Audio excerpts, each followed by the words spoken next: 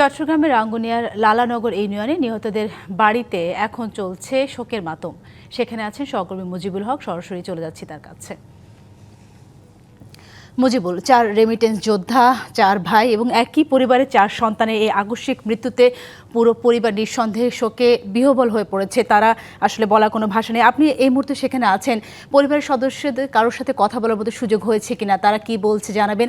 আর সেই সাথে আরেকটি বিষয় বলবেন, মরদেহের ময়নাতদন্ত প্রক্রিয়া সম্পন্ন হয়ে দেশে ফেরত আসতে কত সময় লাগতে পারে, সেই বিষয়ে কোনো তথ্য পেয়েছেন কিনা?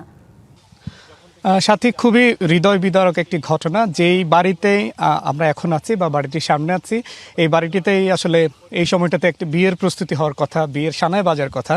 আর সেখানে এখন তারা মরদেহের অপেক্ষা করছেন, অর্থাৎ তাদের যে স্বজনরা আছেন তারা আসলে বাইরে অপেক্ষা করছেন, বিদেশে বা ওমানে অন্যান্য যে স্বজনরা আছেন তাদের সাথে আসলে যোগাযোগ করবার চেষ্টা করছেন। যেটি বলছিলাম যে 4 ভাই একসাথেই, তারা মূলত 2 ভাইয়ের বিয়ের কথা হচ্ছিল এবং তারাই মূলত ওমানের যে মস্কাট অর্থাৎ রাজধানী থেকে কয়েক কিলোমিটার দূরে একটি শহরেই তারা আসলে মূলত বিয়ের যে বাজার সেটি তারা করতে যাচ্ছিলেন। সেখানেই মূলত প্রাথমিকভাবে যে ঘটনার কথা বলা হচ্ছে যে গাড়ির এসি যে বিষক্রিয়া, সেই ঘটনা থেকে মৃত্যুর কারণ আসলে প্রাথমিকভাবে বলা হচ্ছে। অথবা ওখানটাতে আরও যারা স্বজনরা থাকেন বা তাদের যারা প্রতিবেশীরা থাকেন তারা যেটি ধারণা করছেন যে এর আগে কয়েক ঘন্টা আগেই আরেকজন তাদের বন্ধু বাসায় তারা খেয়েছিলেন, সেই খাবার থেকেও বিষক্রিয়ার ঘটনা ঘটতে পারে, এরকম একটি অর্থাৎ নানান ধরনের বক্তব্য মন্তব্য আমরা পাচ্ছি। তবে তারা দাবি করছেন যে ঘটনার প্রকৃত কারণ যাতে অনুসন্ধান করে তার আত্মীয় স্বজনদের কাছে তাদের যে মরদেহগুলো তারা সেইগুলো যাতে শীঘ্রই ফেরত আসে সেইটি আসলে তারা নিশ্চিত করবার চেষ্টা করছেন। এখন পর্যন্ত ঠিক কবে নাগাদ দেশে মরদেহ আসবে? ঈদ আসবে, সাথে ক্যাশব্যাকও আসবে। নিজের বা প্রিয়জনের জন্য কেনাকাটায় এবারও নগদ পেমেন্টে পাচ্ছেন দারুণ ক্যাশব্যাক। তাই যাই কিনুন, পেমেন্ট করুন নগদে। সেটি বাংলাদেশ দূতাবাস এবং সেখানে ওমানে যে বাংলাদেশ দূতাবাস এবং বাংলাদেশ সরকারের একটি সমন্বিত প্রচেষ্টার ব্যাপার, সেটি সম্পর্কে এখন আমরা সুনিশ্চিত করে কোনো তথ্য আসলে জানতে পারিনি।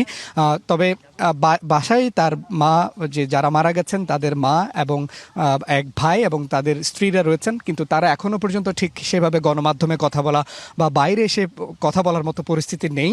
সেক্ষেত্রে তারা একটু গণমাধ্যম আসলে এড়িয়ে চলছেন, অর্থাৎ তারা বুঝতে পারছেন যে তারা শোকে বিহ্বল। আমরা এলাকাবাসীদের সাথে কথা বলছিলাম, তারা এই ঘটনার প্রকৃত কারণ অনুসন্ধান চান। আমরা একজনের সাথে একটু কথা বলেই মূলত শেষ করতে চাই। একটু জানাবেন যে আসলে আপনারা কি জানতে পেরেছেন, আপনারা কি চান এখন? আসলে এটা খুবই হৃদয় বিদারক ঘটনা। ওর পরিবারের সাথে আমরাও খুব শোকাহত।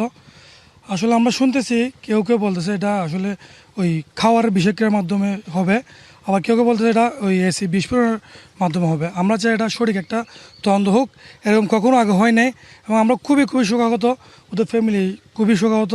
আমরা চাই সঠিক একটা তদন্ত হোক, সঠিক তদন্ত হয়ে এটা বিস্তারিত মানে সঠিকভাবে সব কিছু জানাক। সাথী, শুনছিলেন যে এখানকার যারা স্থানীয়রা আছেন, প্রতিবেশীরা আছেন, তারা এই ঘটনার প্রকৃত কারণ আসলে তারা জানতে চান। সবশেষ যেটি বলতে চাই যে এই ঘটনায় যারা 4 জন ছিলেন, তারা 4 জন আসলে তাদের নিজ নিজ ব্যবসা প্রতিষ্ঠান তারা সেখানে চালাতেন এবং তার পরিবারের আসলে একমাত্র আয়ের উৎস ছিলেন। তো মোটা দাগে বলা চলে যে তাদেরকে হারানোর পরেই পুরো পরিবারটি আসলে এক প্রকার নিঃস্ব হয়ে গেছে। তো সব মিলিয়েও এই এলাকায় এখন শোকের ছায়া নেমে এসেছে। তারা চান যে শীঘ্রই যাতে মরদেহগুলো দেশে ফেরত আসে। তো এই ছিল চট্টগ্রামের খবরাখবর। ধন্যবাদ আপনাকে।